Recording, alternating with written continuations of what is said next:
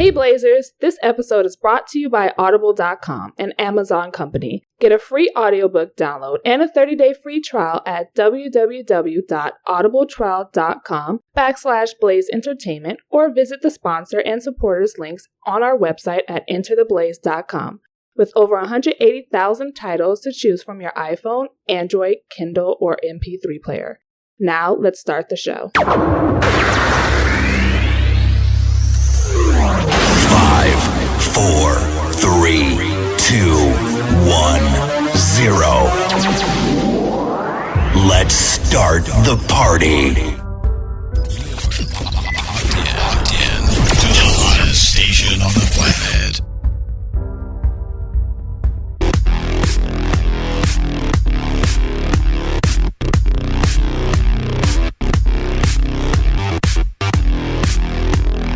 What's going on, Blazers? We are back with another episode of Blaze Entertainment. I'm your host, Kwame, joined by the beautiful, the melanin proficient, the birthday girl herself. Yeah! Miss Free! And the crowd goes wild! This episode's going to air on my birthday. Yes, it is, bitch. Yes! It's a birthday episode. Yeah. It's a birthday episode. What? It's a birthday episode. What? And Miss Free has decided to name this because we're going to be doing something a little different today. We're actually going to change up our regular segmented script and outline of how we normally do the show.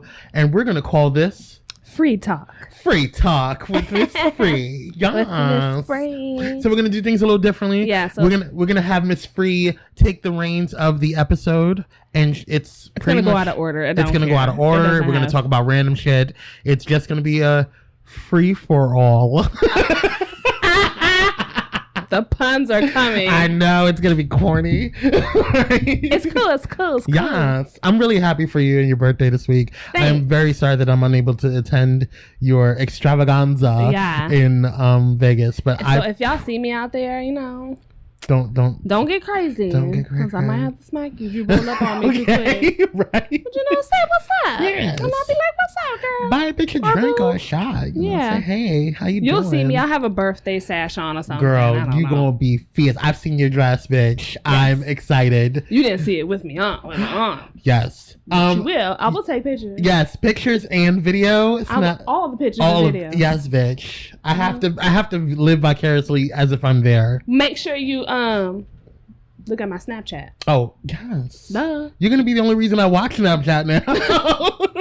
Y'all not getting my Snapchat. No. Yes. Snapchat's a little personal. Yeah. Anyway. It probably not. You probably search me. I get random people adding me all the time. And I'm like, I love y'all, but no. One day you get a Snapple dick. Where'd this come from? Well, Miss Free, you taking the reins. So I heard that you went to see Wonder Woman. I did. I saw it. How was that? How did you like it? Do you see what I mean? Yes, I see what you mean. Mm-hmm. However, it's going to be a little different for me. Okay. Because DC and Marvel are like two of the biggest comic book companies ever, and I was a huge nerd when I was a kid when it came to comic books. So Wonder Woman was always a huge influence. Not even it's not necessarily influence, more of a prominent figure and character in my comic book days. And I snuck and watched the Wonder Woman TV show with Linda Carter. So I was kind of like I was a Wonder Woman fan, so, you know, I mean, not as prevalent as a lot of these Wonder Woman fans are now and the reasoning for it being, but I liked Wonder Woman a lot. Mm-hmm. She was one of the reasons that I kind of stuck with DC, DC Comics, and, but yeah.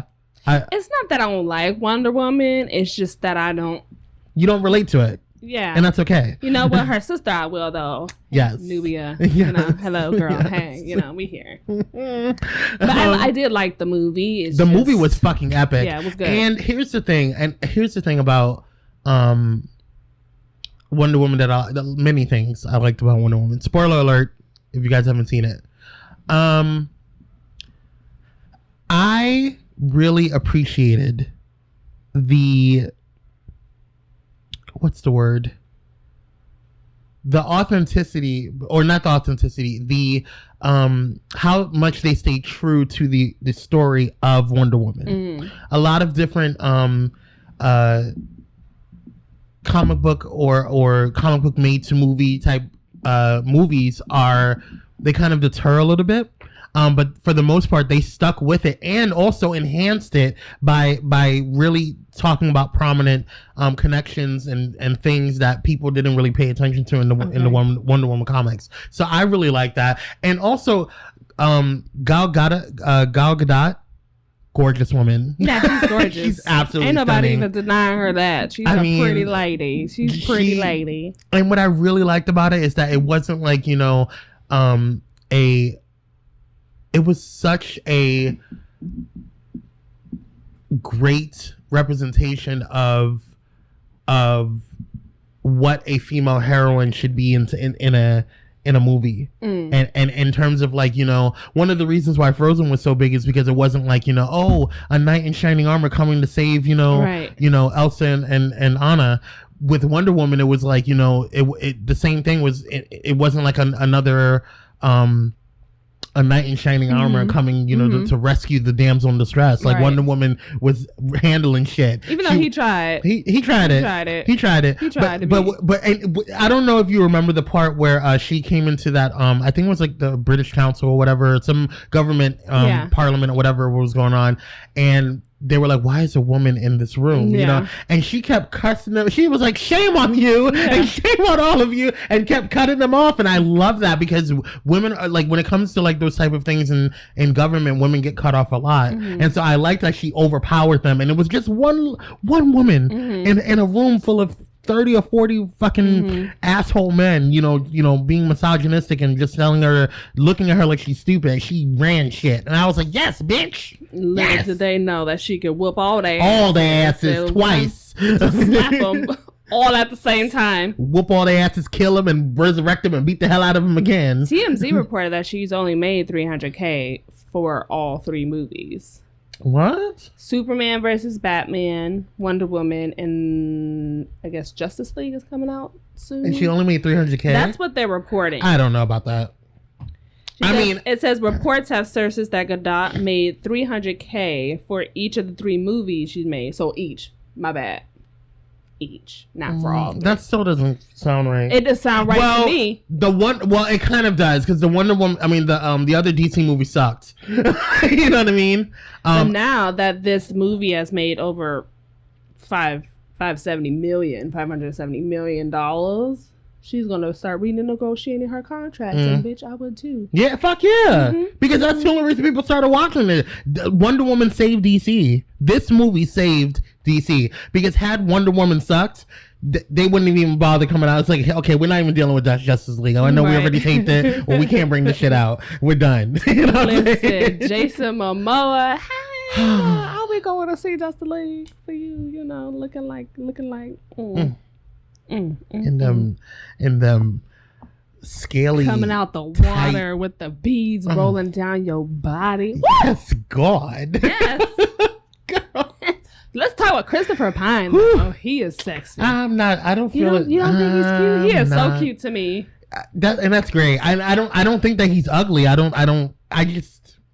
He's one of the. He's kind of like Chris. He's not that muscular to you. It's not even that. Well, that's number one, and number two, it's not even about it being muscular. He's not even.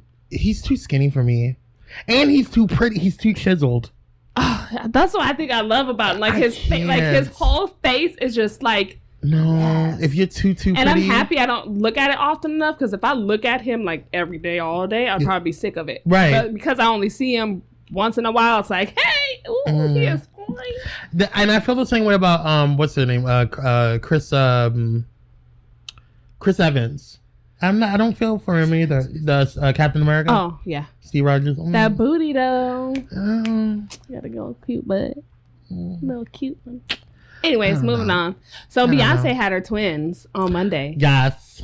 Yes! So the reports are true. And I'm sad because it wasn't my birthday, but that's okay. It's all good. It's all good. It's all good. So they're reported to have like a minor issue. Mm-hmm.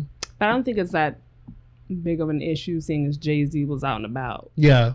Because, I mean, if it was that big of an issue, right, the Beehive would have known. Mm-hmm. They would have been like, we need you guys to pray. But you know for how us. the Beehive was on it? Like, hell they were yeah. like bitches at the UCLA Medical Center. 3 Escalades pulled up. We saw Beyonce's a tip of her hair. Like, we didn't even see her face. We just saw the tip of her wave. They knew. They just knew. Amen. You know, good for y'all for investigating shit. Maybe the Beehive should be in the CIA. Bitch, we be finding out Trump's taxes all right now. types of shit. Put the Beehive on the Trump investigation. See what the fuck you get. Okay?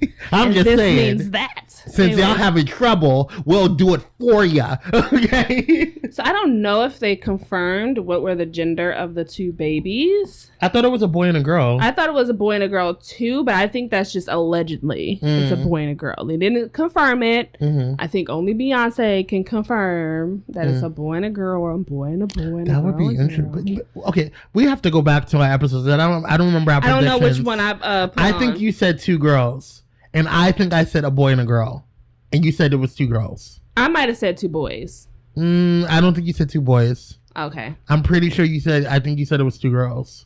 I don't remember. Let's go back and listen. Yeah, we'll go back. I don't remember what episode that was on. I don't know. We'll have to look. Yeah. Ooh, if y'all remember, let us know. Yeah, y'all. Shit, for real though, y'all might know better than me. I mean, I said what I had said. Right. Anyways, a 10-year-old. On episode 3, 22 seconds and 53 minutes. A 10-year-old creates a device called Oasis that keeps kids and infants from dying in hot cars. What? He's only 10. His name is Bishop Curry. And he heard that his 6-month-old neighbor had died from being in an overheated car. Mm-hmm. So he said the idea just came to me. So he created like a prototype. I think it looks like clay. And what it would do is, it's called Oasis, and what it would do is respond to rising temperatures by emitting cool air and using an antenna to signal parents and authorities. What? Right. So they're going to go ahead and get this patented so nobody can steal his idea, because you know how people are. Shout out goes to Bishop Curry for being smart, because I think that's a really good idea, especially for people who leave their pets in the cars. Yeah. You know, like, of course, it's rare for people to leave their babies and stuff. It does happen. Yeah. It does happen, but people are more likely to leave their dogs and pets in the car. Which is worse. Right. But, I mean, well, not worse, but I mean, that came out bad. It's worse than a baby. I mean, it's bad in and of itself, but what I meant to say was retraction. What I meant to say was that, like, it's just bad because it's like, I feel like, you know, it's one thing, like, good, like, I'm glad that you are paying attention to your kids, like, that's important, but the fact that you don't even think twice about your pet, why even have one? Right. You know what I mean? Right. Like, that's... So they said that it will cost about $20,000 to get the patent for the device. So they started a GoFundMe campaign, and it has already exceeded the $20,000. Nice. As of Monday, they raised over $23,000. That's going to be awesome. Yeah. I'm excited. Genius. He was like, it just came to me, you know, in my dreams. You know, I had a vision. Look at God. That was God. Oh, let's see here. What else do I got? Oh my God, bitch. So I was at work, right? And I was watching the Philip DeFranco show on my phone on my break. And they were talking about this woman. Now, normally this would have fit in my vent session, but I'm going to just get this out now. Sure, why not? It's a free talk. Right. So there's this woman. I'm assuming she's in Canada. And her son is sick. So, of course, she takes him to the hospital. She gets to the hospital and starts yelling and screaming about how she wants her son to see a white doctor. She doesn't want him to see... like a white, like Caucasian doctor? Caucasian. A Caucasian. She wants to see a Caucasian doctor. She said, I don't want to see... This is, you know, not verbatim, but paraphrasing. But you get the gist. I don't want to see a brown doctor with brown teeth to see my son. What? This bitch is going off. Like, in the in the emergency room or whatever. And the nurse, she's like, well, unfortunately, his doctor isn't available till after 4 p.m. because he's a pediatrician. Mm-hmm. Hey, white doctor. I need to see a white doctor. I don't want to see no packy doctor. Like, this is what she's saying, right? I'm not sure if packy's a derogatory term, so I'm sorry in advance. But I don't want a brown teeth, and I don't want to see a brown doctor. And here's my issue with this whole motherfucking thing. Bitch, if you want to be racist to yourself. If yourself want to see a white-only doctor, that's on you. The thing that irked the fuck out of me is that your son is in the hospital having chest pains. Right, and you worried about what ethnicity or race the fucking doctor is. Because I guarantee you all of them in there can save your child's life. Right. It doesn't matter what color they are. Right. And I bet you if your child is in danger, I bet you a person of color is going to be the one to save his life. And you're going to feel like a dumbass bitch. A dumb hoe. Wow. Are you fucking kidding me, Miss Reed? I'm not even kidding you. I can show you the video a little later, but... I can't. Oh my God. So I was just like, bitch, so if your son was dying, if your son had like serious chest pains in the hospital, you gonna throw a whole ass fit over what ethnicity the doctor is rather than saving your son's life. That shows me how much hate you have in your heart for not only yourself, but your son, girl. Horrible human being. And I think that CPS should be called on her. I'm sorry because I feel like you're sitting there, your child is having heart palpitations or chest pains or whatever. Something's going on in the respiratory areas. Right. Okay, you don't fuck around with that with a child. Respiratory, that's affecting his breathing. He's having problems in his chest. We don't know what it is. Could be his heart, could be his lungs, could be his... And it could go from bad to worse. Right. Like, and you're sitting there arguing and then getting your child even more upset, embarrassing him because he's now realized everybody, because now his racist ass mother is over here making a fuck ass scene, and he's just over here just trying to feel better. Trying to breathe up with this bitch. Okay? And you worried about a brown doctor, bitch.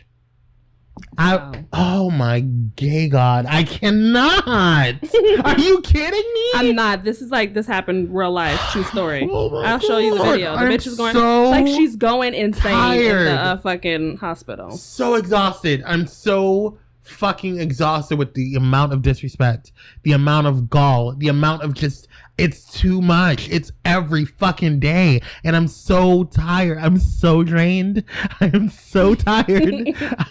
I am so frustrated. Like and it's funny because I was actually talking to a friend about this who, you know, she was like on Facebook or Messenger or whatever, and she was like, you know, how can you not hate people like me? She's white. And I was like, because I was like, first of all, it's just exhausting enough to try to repel, you know, and deflect the hatred that's coming at me as a black and a member of the LGBTQ. Right. You know, I don't have time to put energy into hating somebody else. You know what I'm saying? So what kind of fuck ass thinking is that? I'm trying to defend myself and I'm trying to stay alive. I don't have time to hate somebody else. And I think that the misconception that people have when it comes to people of color who are angry and LGBTQ who are angry and women who are angry, the misconception is that it's always this like, oh, you just hate us or you're hating on us or whatever. Right. We're not hating on you. We're deflecting back the hate that you keep bringing to us because we don't have time. We're trying not to deal with it. You keep pushing it on us, and I feel like it takes so much energy. Which is you bring up a good point. You know what I mean? A lot of people are like, well, why do black people hate white people so much? And it's not that black people hate white people, like you said. It's I am defending myself constantly from the racist rhetoric of white people. You know what I'm saying? Constantly. So it's not that I hate you. It's not that, you know, I want to do anything to hurt you. I'm defending myself. So if you gonna call me a bitch, well, bitch, listen, I'm about to call you a bitch. It's a reaction. It's like a chain reaction. You know what I'm saying? Right.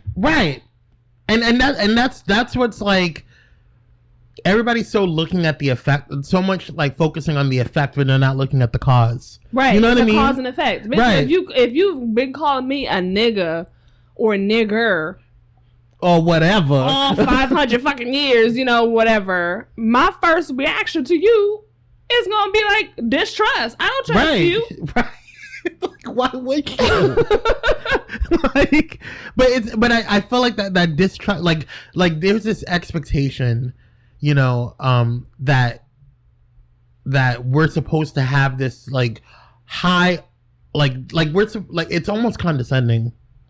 It's what it is. It's very condescending because it's there's this expectation and there's this aura about supremacists that they just kind of look at you like, you know, well, you should be happy that we didn't kill you all off. You know what I mean? You should be happy that we're providing you with some type of benefits. You know what I'm saying? You should be happy that, you know, I guess you're not enslaved anymore. You know what I'm saying? You know what I mean?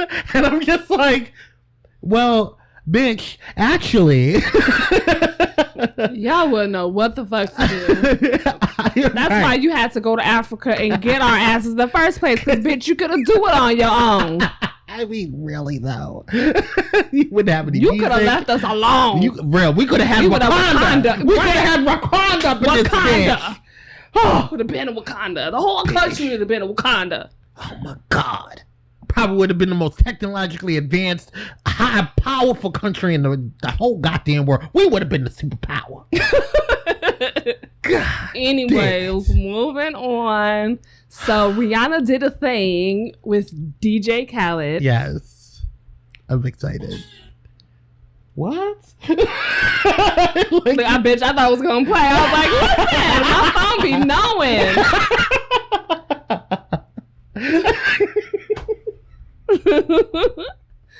So the song is called Wild Thoughts. Yes.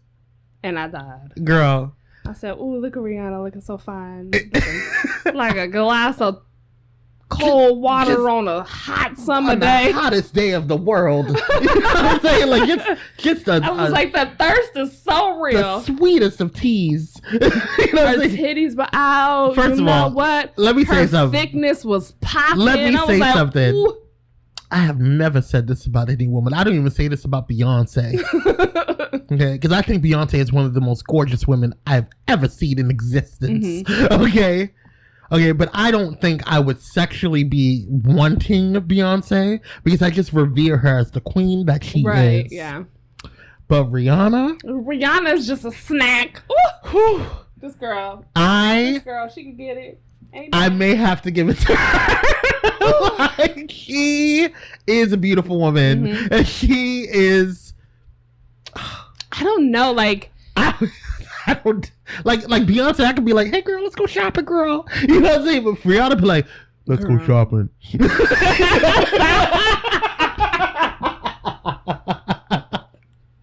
What's up, Rihanna? How you doing? Oh my God. I cannot.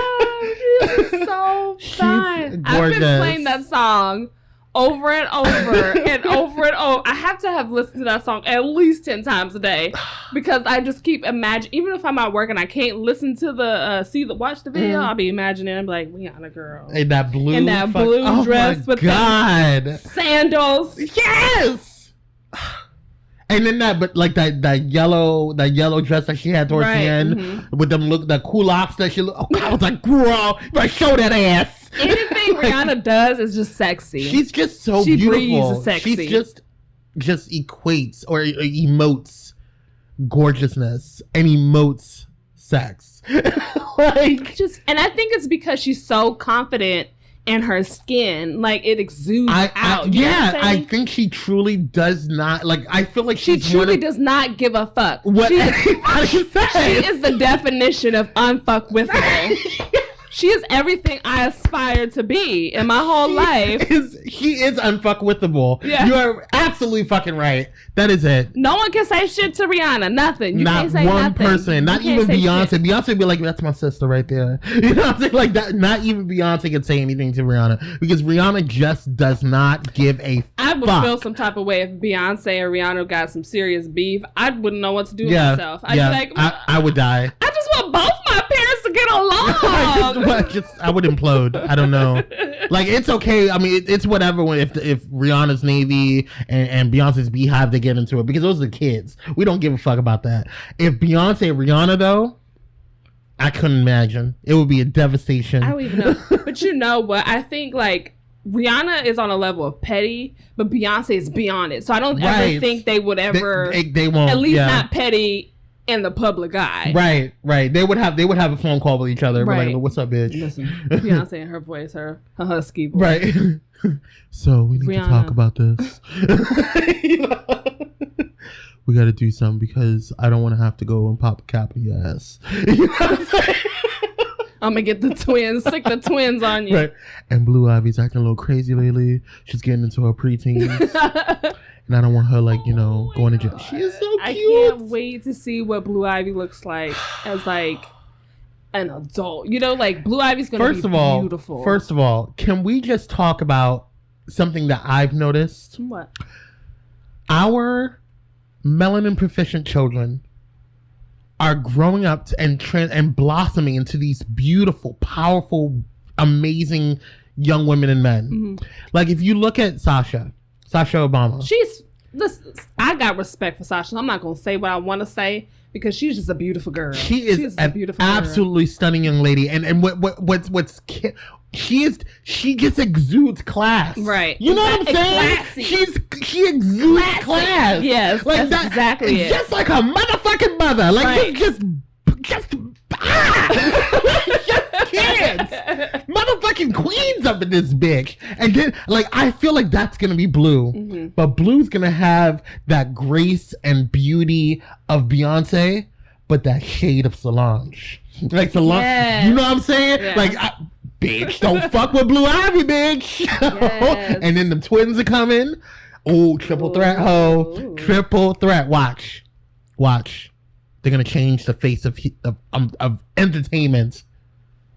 So, do you have anything you want to talk about? Oh, I'm sorry. I can't. Oh, I just want to briefly mention that I've seen. I think this is the first photo of Tyra Banks' son.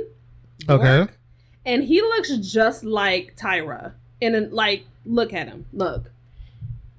Oh my God. He's gorgeous. Yeah, but I'm saying he does look like Tyra. Yeah, like in the eyes. Mm-hmm. Yes.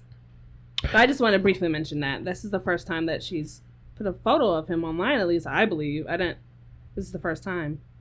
Anyway, so what do you want to talk about? I mean, I have a bunch of things. They're not like happy things. So I don't know where you want to go with it. That's fine. Just say something. Well, let's talk about I don't know where to start. Oh, fuck faces. All of these people. Oh, let's talk about a good thing. Senator Kamala Harris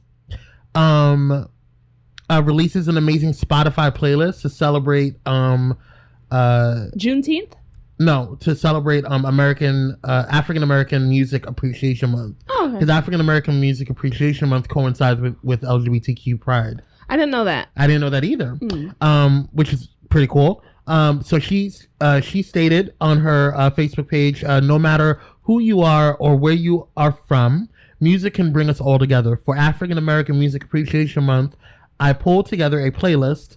It has everything from Migos to Chance the Rapper. Yes. Oh, Miss Kamala. Yes. I hope Miss Kamala runs for president one day. You know what? I don't think people can handle her. I hope she does. I just don't think so. I hope she does it because I'm here for Miss Kamala Harris. Oh, I am too.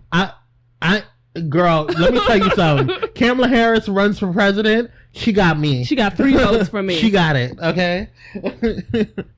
She ain't got 3 votes. Don't say that because then Trump's gonna be like, "See, you see what I'm saying? Fraudulent voters. Fraudulent voters. Every Tiny time, hand like, I bitch. think of Trump, I think of, I don't know, like the Gross Sisters. It's like, no, it's not the Gross Sisters. Uncle Ruckus. I Like think his of theme Vomit. song in the Boondocks. Have you seen the Boondocks? Yeah. You know Uncle Ruckus, whenever he comes around, all you hear is that dun dun dun dun. That's every time I see his face, that's what I think. Dear Trump, you are a bitch nigga. No, erase. Hold on. Dear Dear Trump, you are a bitch ass nigga. Oh, anyway, I need to say that. Anyway, so let's see. Oh, Jeffree Star. We came from my girl Jackie Aina. Let me say something about this real quick because I saw it on Twitter. Oh, please, because I don't know. Did you see it on Twitter? I don't even know. To be quite honest with you, I don't know who Jackie Aina is. She is. I'm not in the okay, makeup well, let world. me give you some background. Okay, I know who Jeffree Star's bitch ass is. Yeah, Voldemort. You call him Voldemort? Have you seen him without no makeup on? I can't deal with you. Go ahead. Anyways, Shit. The shade. all shade, all tea. Okay. Anyways, Jackie Aina is a black beauty vlogger. Okay. She's a makeup guru. Mm-hmm. And she, I believe, I want to say, you can fact check me on this. Mm-hmm. I want to say she's one of the biggest black beauty gurus on YouTube right now. She has about like 1.3 or 1.5 million followers Okay. on YouTube. So she has a big following. And I've been following her for literally years. Even when she was like Little Pumpkin Pie or something like that. She had a whole different name on YouTube. Right. So I saw it because I think you posted it. I was like, well, what the fuck is this about? Or I was on Twitter or something. And I follow her on Twitter, and she was talking about how he wants to call people, uneducated rats. He was talking about black women, right? Mm-hmm. So I said, this can only be one person, Jeffree Star. So apparently, Jackie Aina, she did this anti-haul, which is in the beauty world, like if you do a haul of something, like say I went to Forever 21, I go on a shopping haul. I bring all these things back to show my YouTube subscribers, makeup, clothes, whatever. Mm-hmm. So she does an anti-makeup haul, basically. Mm-hmm. And so she kind of explains why she doesn't promote or use the brands that she does. So Jeffree Star's name was mentioned, and she respectfully had said, I don't support Jeffree Star's brand because of his thoughts and opinions on black women. And I'm paraphrasing, right? Right. So she said it in a very respectful way. Didn't come off shady, just came off as truthful, right? Mm-hmm. Apparently, I guess Jeffree Star decided to tweet back on one of the beauty gossip pages and was like, oh, I blocked that irrelevant rat months ago. Mm-hmm. He posted and delete, but bitch, people got screenshots. Right. So it was like a whole like back and forth between him and Jackie Aina, and basically, long story short, they get in an argument and that's it, finite, whatever. So she just kind of like, watch who you support and things like that, because he just basically showed his ass. Right. Essentially, like what she said about him was very truthful. He has said some things about black women. He called, I think in one video was like, oh, that black bitch and that nigger, blah, blah. Like he's like out there. Yeah. Fuck Jeffree Star. Yeah. I don't like Jeffree Star whatsoever. And he even like threatened to throw battery acid on a black woman to lighten her skin. Things like that, and Jeffree Star's problem was like, if you don't worship him, he has a problem with you, and especially if you're black, which was Jackie Aina's point. Didn't he get into it with another makeup artist or Makeup by Shayla, another black woman? No, there was another even before her. Oh my god, I think she was a tattoo artist.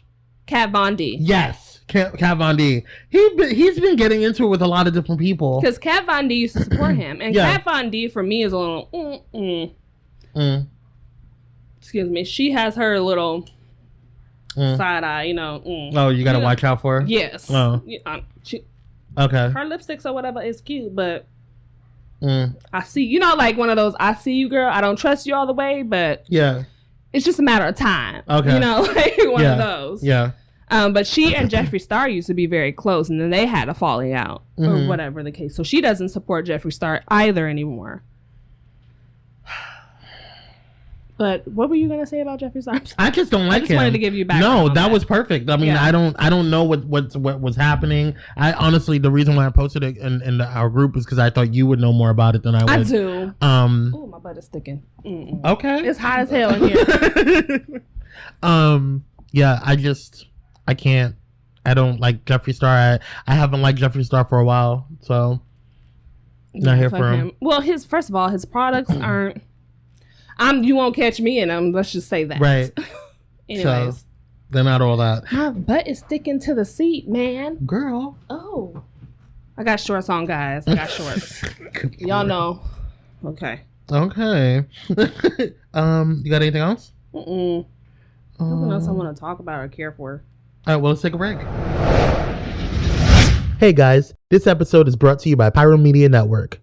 Pyro Media Network is a progressive moving platform to give a voice to those who feel don't have one. Social injustice, equality concerns, and more are just a few reasons why PMN is needed. For more information about Pyro Media Network, please visit pyromedianetwork.com.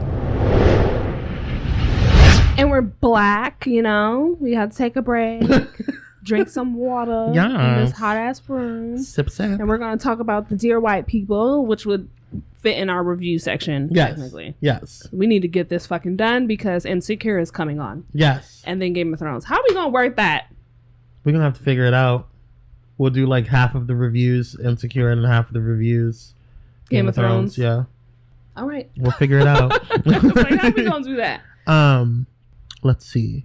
We're on episode 6. Yes. Episode 6, chapter 6. Outrage over the police. Excuse the ghetto. If anyone knows what it's like living in the hood, you know that they are out here popping firecrackers. Just get ready for the 4th of July. Anyway, outrage over the police incident leads to the Black Student Union to attempt a blockade at the pep rally. Sam attempts to find Reggie, who has been missing all day. She eventually finds him and accompanies him to a coffee house on campus where people are performing. He reveals he goes there often and gets on stage performing a poem about what happened last night. What are you doing? I'm sorry. Playing with my hair. Sorry. I'm listening. I'm so sorry. I just got distracted. Anyway, the audience and Sam... Your hair looks nice, by the way. Thanks. The audience and Sam are moved, and she asks him to come perform it at the rally. Reggie informs her that he has liked her since freshman year, and he is jealous of Gabe. Sam and Reggie attempt to kiss when she accompanies him to his room instead of the rally. When Gabe calls her, she hangs up the call. Dum dum dum. Dum dum dum dum dum dum dum dum dum dum dum. This episode was like a good This was an aftermath episode.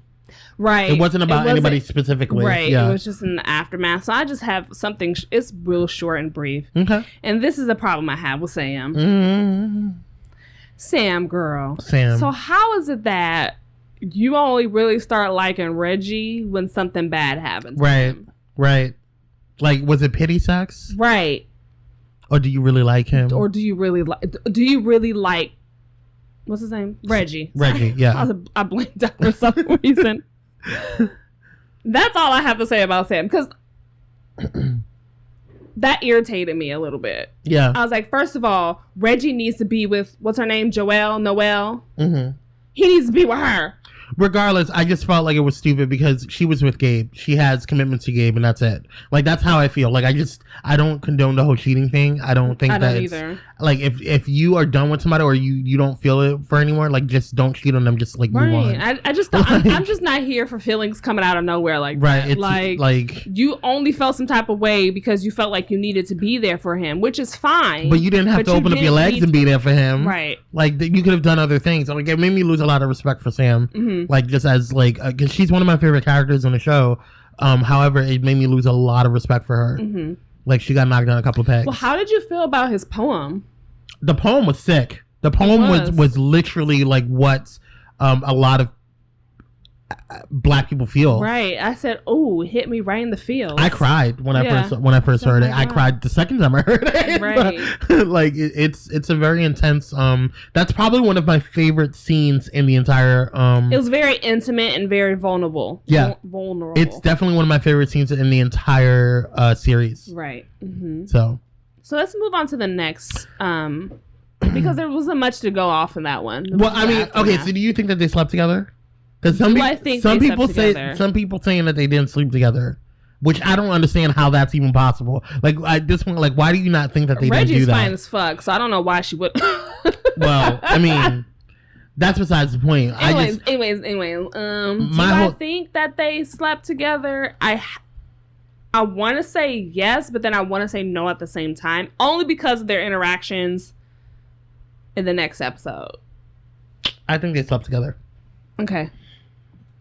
Because you don't just, like, she hung up the phone and then she's proceeded to, like, step towards him and kiss him.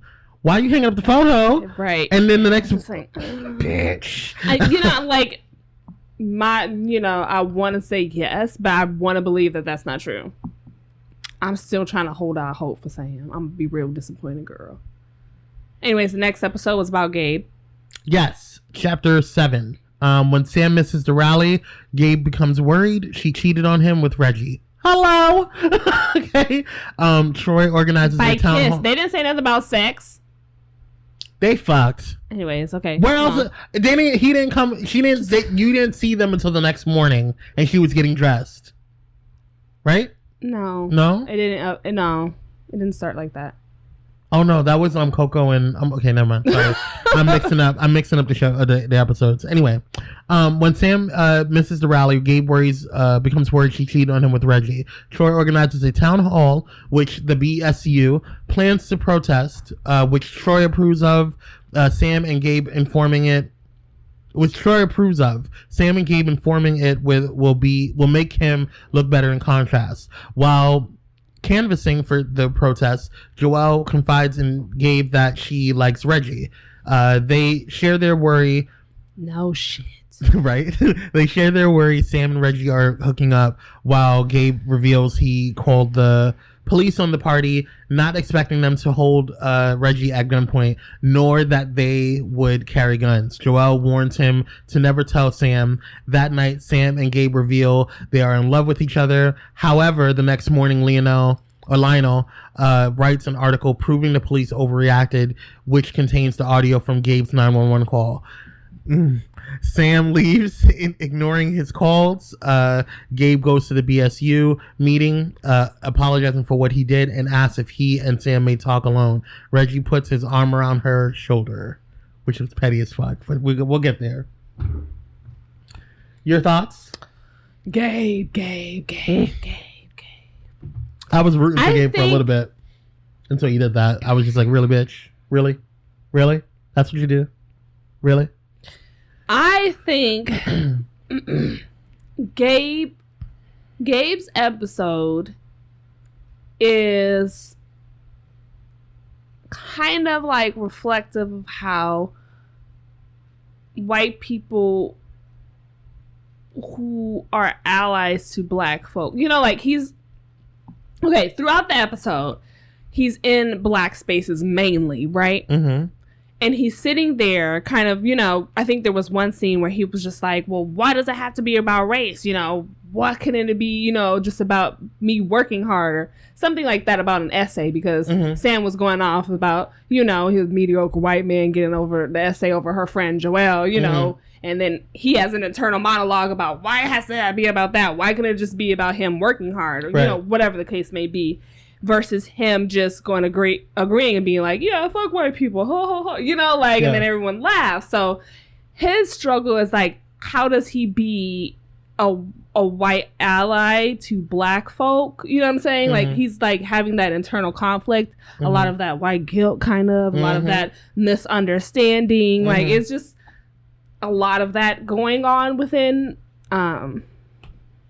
I was like, why do I want to keep calling him Sam for some reason? Within Gabe. So I I don't know. Like, it's kind of difficult for me because I do like Gabe. I do like him, and I do genuinely think he's trying.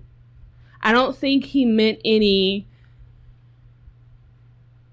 malintentions about his calling the cop. And this is where I agree with that part of the Black BSU or whatever you call them.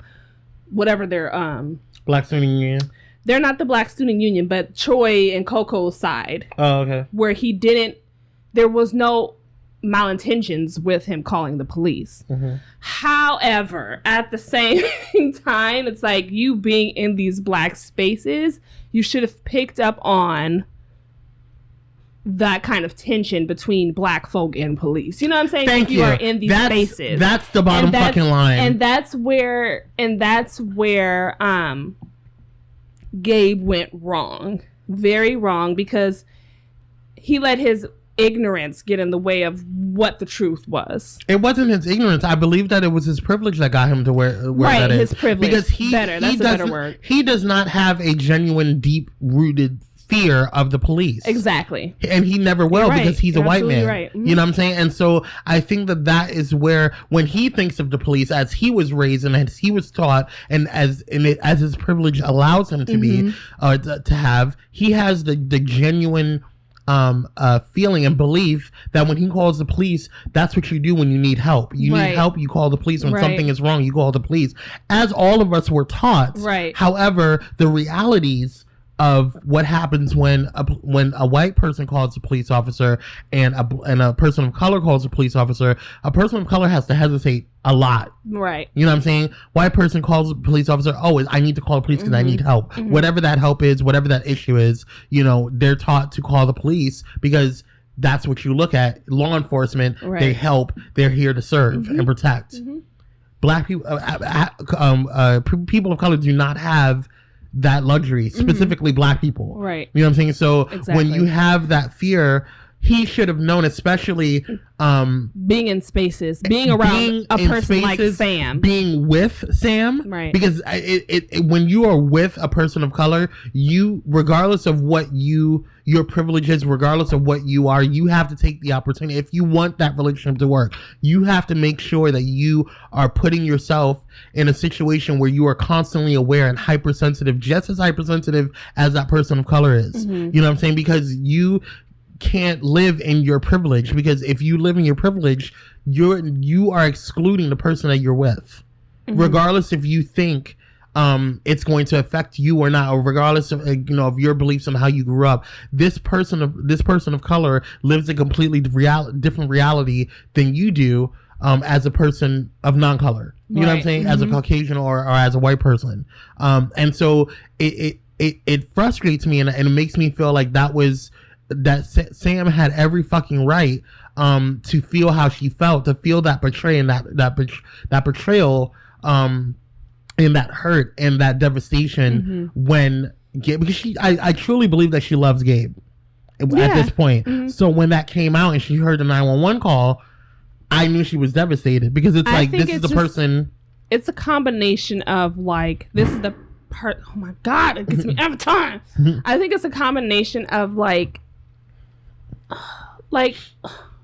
not liking Reggie, her loving Gabe, and being conflicted with Reggie. You know what I'm saying? Because to me, I honestly believe truly that Gabe didn't mean, even though he let his privilege get in the way of what the situation was, his intentions were not of, you know what I'm saying? It was not at an evil place. Like, I'm going to call the police because, you know what I'm saying? No, and I totally get that. But here's my thing. And this is why I say that if you are a non-person of color, or if you're a white person that is dating or with somebody who is a person of color, you have to be hypersensitive to that fact, because regardless of the situation is, whether your intention is positive or not, whether you honestly just truly didn't believe in your mind that this was going to happen, you know that this is a reality for Black people.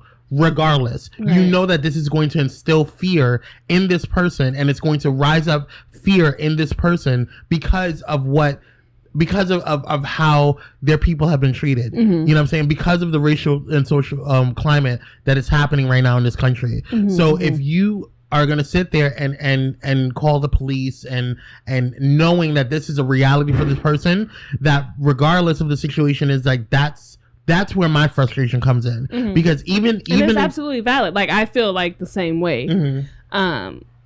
You're absolutely right. There's no excuse for it. I'm not making an excuse for it. I'm just saying, you know, at the same time, it's a tough one. Yeah. So, how did you feel about like him like having these weird fantasies about Sam and Reggie? I thought that was weird. Like, I didn't. Right. I was like, what the fuck is that about? What which one? I just felt weird about it. You know, like it just something was just like, it was funny, but it was something like off about it, and I can't quite put my finger on it. You know what I'm saying? Like the dramatization of, you know, Sam and Reggie having sex. Like, I'm gonna put my brown skin on your brown skin, and we're gonna make brown. You know, like it's like it's so fucking weird. Like, is that what you think? Well, I think I was like, what the? And she's rubbing ice on his nipples and shit, and I was like, what is going on in your brain, like, babe? When did this become Sense8? Right. So, like, but anyway, I think that is a genuine fear, I guess, or not fear, concern, for especially in interracial relationships. I think that's a genuine concern because, first of all, interracial relationships have to deal with so much when it comes to cultural differences. And you already have relationship differences and things that you have to work on in a relationship in and of itself. But to add on, you know, two extremes like a white person and a black person, and their extreme backgrounds and their extreme cultural differences, and the history behind that, it does provide concerns, because it's like, okay, well, am I going to be with this person? You know, I'm this person and I'm white, you know, and this person is, you know, black, and, you know, most of, you know, her friends are African American, and they have more that they relate to. They, you know, they see, and so now there's this guy that likes her, you know, and he is also of the same race as him or as her, and so she has a connection with him. Yeah, well, not even necessarily more in common, but there's a connection that those two have that he may never understand because he's not a person of color.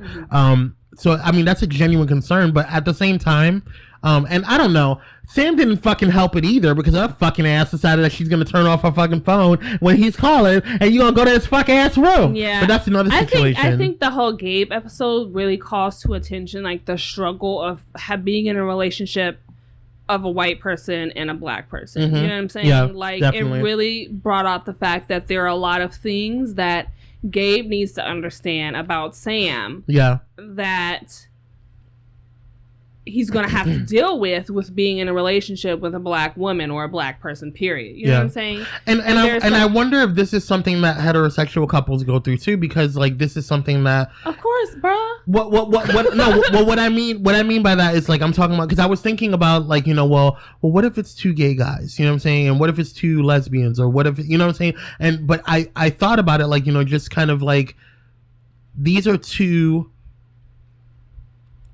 like, even what about same sex, or excuse me, same race heterosexual couples? If it was a black man and a black woman and they're together, or a white woman and a white man and they're together, or whatever, are they going to have similar issues? Because even though no matter how much they love each other, a man is never going to understand the struggles that a woman goes through, you know, and vice versa. Right. Well, I don't know about vice versa. Well, let me just say this. In the case of Sam, there's two things about this whole dynamic about Sam and Gabe. Sam is a black woman. Mm-hmm. Gabe is a white man. Right. So Gabe has a higher level of privilege than Sam does. Yes. You know what I'm saying? In society in general, just being a straight white man. You know what I'm saying? And as in your case, if it's like a white man and a white woman, the only thing different about this whole thing is the fact that she's a woman. Right. You know, like, they're still white. So, like, interracial couples have to work twice as hard, especially that person that's in a higher position of privilege to understand the person who's not. You know, like you have to work harder to kind of be there for your partner who's not on that same level of privilege that society is. You know, like that society deems acceptable. Gabe has to work at it. Gabe is dumb as fuck. Like, he should have called the police. Point blank and period. I mean... You know what I'm saying? He's stupid as fuck. I mean, there's no excuse for it. I don't think there's an excuse for it. I mean, I get what you're saying about, you know, it being, you know, oh, well, you know, he had no, you know, malicious intentions or whatever. No, that's not an excuse for what he did. That's not an excuse whatsoever. But I'm just saying that there's a certain level of understanding that needs to happen between power dynamics like that. You know what I'm saying? Yeah. Like, if I were to date a white guy, I would fully expect him to take the time and patience to learn what my experience has been, because he's at a different level of privilege than I am. Different level. Way different level of privilege than I am. Like, he functions at a different level. A lot of the things that he might go through in life are things that he will never see. And, you know, like... Or that you may never see. Or, I mean, sorry. The things that I will see in my lifetime are things that he may never see ever in his whole entire life. Or never even have to worry about. Whole fucking entire life until he starts dating me. First of all, people are going to look at you differently. Oh, yeah. Why is this a black woman with a white man? Right. Just like Sam's friends did when she walked in the door with him. You know, like, was like, bitch, what the fuck? Right. And then you're going to have to deal with all the shit I'm dealing with because I don't have that same level of privilege as you. A white woman and a white man together have equal levels of privilege. The only thing that's different about that whole power dynamic is that she's a woman. Yeah. But she's still a white woman. She don't have to worry about the same shit I got to worry about. Right. So, I mean, and if you think about it a little more, a white woman is a little more protected. You know what I'm saying? So they're in the same class. If we're in a lesbian relationship, I'm dating a white woman and I'm a black woman myself. There's still that power dynamic there because she has a higher level of privilege than I do. At the end of the day. So she's gonna have to function around having to, first of all, deal with my experience because, bitch, if you love me, you're going to take the time to understand that shit is different down here. You know what I'm saying? And on top of that, having to deal with, you know, her white friends, you know, talking to her and looking at her differently because they're dating you. Right. You know what I'm saying? And then your black friends looking at you like, what the fuck, bitch? Like, what you doing, girl? You know? And it's that gets a little frustrating. It's different. You know, interrelational relationships are more complicated and it takes... I know. Period. You know what I'm saying? Of course you know. I know. They're complicated and they're difficult because of that. There's differences, and those are something that you have to work more on, whereas people who are of the same race or ethnicity simply don't have to. Like, Sam and Reggie are on a different level of understanding with each other. They share the same experiences. That's the black ass bottom line. So I thought that was a good episode. It was definitely. Yeah, damn. Anyways, let's be done with this. Yes. Let's take a break. Hey Blazers, check out one of our sponsors, Atomic Cosmetics. They have an array of colors that go boom and are tested on showgirls and never on animals. With freshly made seasonal skincare products that nourish your face and body, you can't go wrong.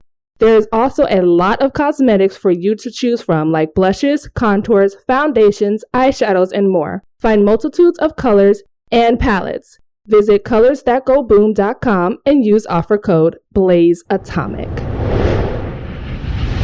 And we're black. With I don't know segment of the day. We're just wrapping up. We just wanted to say bye. Well, actually, do you have events? I don't. Oh, I have a little one. Okay. Is that okay? I'm gonna let you go for it. Okay. Well, it's not a little one. I mean, it's a big one, but it's not like. Anyway. Okay. I digress. I want to talk about before we go there, Marisol is feeling much better. She will be returning back to the network on duty this week, I guess. Cool. Yes. So we'll be back to normal stuff and welcome back, girl. Yes. So glad you're feeling better. Welcome back, and we've missed you. And yes. So my event. I'm really tired of like I'm really sick and tired of white people right now. Like, and it's not like that meme. I mean, well, not necessarily white people. I'm just sick and tired of the police defenders, which 90% of them are white. But I'm just tired of the police defenders because I don't care if the police officer was Hispanic. I don't care if the police officer was black. I don't care if the police officer was white. The police, in and of itself, has become weaponized against minorities, and the reason, and I feel this way because they already have a predisposition against people of color. The darker you are, the more of a threat you are to them. And that's that feeling, that they have. Just like we have a feeling now that has been rooted in years and years and decades of like, of police brutality and mistreatment to minorities. There is this stigma that or this predisposition that police officers have to people of color when they see them. They don't react the same way that they do with a white person than they do with us. And it's funny because I actually kind of joined in on a debate today on Facebook regarding this last case in Seattle. And girl, I'm just trying to like, yeah, I know. And it's frustrating because I don't know what other proof you need to let someone know that something's wrong. Like, I feel like the way people are defending the police are the same people is the same way that people are trying to defend Trump when it comes to the Russia case. Like, we got proof. Like, we know that we know. Like, and it's just a matter of time before that we all know. Right. You know what I'm saying? Before it all comes out. But when it comes to like police, we have cameras, body cameras, we have video, we have audio, and I just don't understand how people can defend it.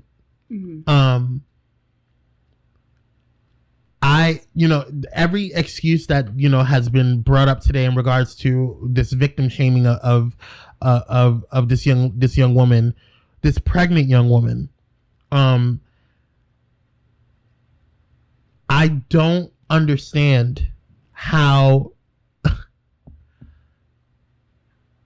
you can just not get what we've been saying all this time. How many more of us is it going to take? Had this been a white woman, had this been a white pregnant woman, the entire nation would have shut down. The entire nation would have shut down. End of discussion. And it just further proves to me that Black lives clearly do not matter. And no matter how much we try to stick it in your head that, Black women are the most endangered, race, and minority group and demographic in the world. It doesn't matter. You know what I'm saying? It doesn't matter to everyone because, well, they should have listened to the police, or why does she have a knife? She was under the impression that somebody was trying to break into her home with her children there. Right. And any mother can sit here and try to play games all they want and make it seem like, like you wouldn't be in the same position. If somebody was trying to break into your house and your children, your kids were there with you, I'm sure you would have grabbed something much sharper than a fucking knife because you are there. The most dangerous thing in the world is a woman that is protecting their cubs. That is the most dangerous thing in the world, is a female that is protecting cubs, whether it be an animal. It's all over the animal kingdom. Okay, you don't fuck with a mom and their kids. That's how it is. You know what I'm saying? And so I don't give a fuck what you're trying to say. If somebody was trying to break into my home, you know what I'm saying? Let alone if I had kids or not, I'm going to try to protect my own and who is in my home. And if I had kids, you better not get through the door or window, wherever the fuck you're trying to break in. You know what I'm saying? And so why is your first initial reaction to shoot? It's to shoot. When this is the person that called you. They called you for help. They called you for help. Like, why would you immediately, just decide to just go into this realm of like shoot to kill? It boggles my mind when there are so many cases of white perpetrators who have waved machetes in police faces, who have out and out threatened police officers, who have physically fought police officers, and they were taken down in non-lethal means. So you're telling me that you can't do the same thing for minorities? There's no possible way. Let alone it was little small lady. 2 fucking grown ass fucking police officers. And I'm not saying that little ladies can't be fucking threatening. I'm not saying that it's not possible. But come the fuck on. If you can sit there and take down a grown ass man with muscles, okay, and it's two or three officers, and you can and he has a machete. And he's waving it around, and he's going to cut you if you get close. And the first thing that you do is tase them. Mm-hmm. You found ways to bring that motherfucker down. You found ways to bring other people of non-color down in non-lethal ways. But this pregnant woman who was defending her home and her kids it was just too much of a threat. Mm-hmm. It was just too much of a threat. I cannot fathom that. I cannot believe that in my mind, because honestly, I really want people to think, and this is not trying to be like, that the movie with Samuel Jackson and what's White Boy's name? A Time to Kill. Pulp Fiction? No, A Time to Kill. That's the name of the movie. I don't know. Matthew McConaughey. That it's just not trying to be like that, but if the situation was reversed, I really want you to picture that woman being a white woman and how everybody would have. This would have been top news. Trump would have been no longer the top trending hashtag. It's sickening. And right after we had this murderer be fucking let off with no type of conviction, no type of nothing to bring justice to the name of Philando Castillo. Nothing. After that blow, after so many other blows of when Sandra Bland and Trayvon Martin and all these other black lives, this woman who was already carrying a life, who was protecting her other children, it's just sickening. It's so beyond comprehension at this point. It's so numbing. It's so frustrating that there is not even an ounce of sympathy, an ounce of compassion and understanding. But the first thing that you do, because you have this white fragility and you're so fragile at this moment because you cannot handle race relations. You cannot handle the truth of what's going on in this country when it comes to minorities, that it's so intense for you to handle that you have to make sure that you are defending the police because they were in the right. It's disgusting to me. It's absolutely disgusting to me. I have nothing to say, because if I say it, I'm about to get real emotional. I'm just tired. I'm drained. Like I've been saying, I'm just tired. I'm just real tired. So I'm not going to say nothing at all. I'm just not. I don't have the energy.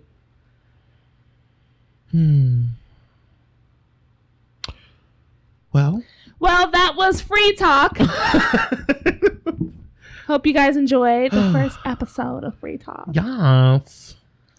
Just to give a couple of kind of switch energies a little bit. Yes. A couple of announcements, a couple of things that we're going to talk about. Next week, we will not be having an episode of After the Blaze podcast, and because we will not have a recap for this episode, and we will also not have an episode of Blaze Entertainment next week. Instead, we will be back with a special episode, and we will not air or talk about anything in regards to that particular episode because it is going to be epic, and I'm super excited for it. July 7th will be the 1-year anniversary of Blades Entertainment. So join us on that day. Keep posted on entertheblaze.com as well as all of our social media. Also, you can go into pyromedianetwork.com for any information regarding entertheblaze.com Blaze Entertainment and its subsidiaries, the Spotlight Edition, as well as After the Blaze, and also the other shows on the network. Check it out. But we're very excited to be coming on to our 1-year anniversary. We did not expect to grow as much as we did. I know. And to have what we're having right now. It's super awesome. It's been really fun. Yeah, it's been. Thank you. We really appreciate you guys. And we're gonna gush, more with you guys on our anniversary and talk about how much we appreciate you. And it's gonna be more of an appreciation type episode because we wouldn't be here without you listeners and everyone that has supported and just kind of gave a shit. Definitely. So thanks for letting us shoot the shit, and thanks for letting us talk and be real and open and honest with you guys on our experiences. And we'll see you on the 7th. Bye guys.